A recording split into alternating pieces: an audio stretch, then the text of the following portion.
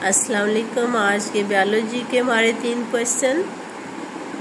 99% of solar energy is used bye.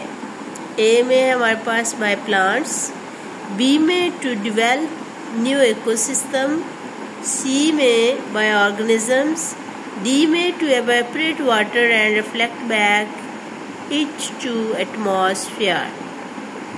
Question number 2 है हमारे पास, crumpled leaves like structures are found in dash stage।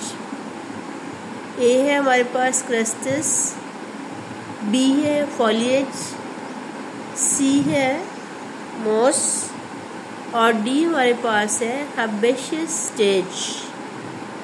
Question number 3 है, carbon monoxide is highly toxic due to stability.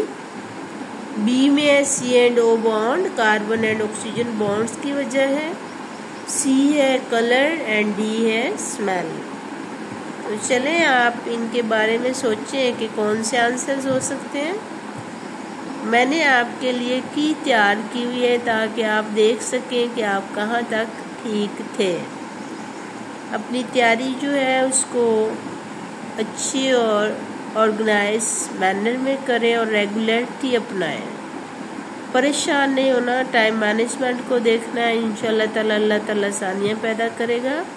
तो इसकी की है, इसका question number 1 जो है इसका डी पार्ट है, correct, to evaporate water and reflect back to atmosphere. 99% of sunlight solar energy जो है इसमें यूज हो जाती है। क्वेश्चन नंबर 2 में आपके पास आंसर है B part, this is the crumpled leaf-like structures are found in foliage।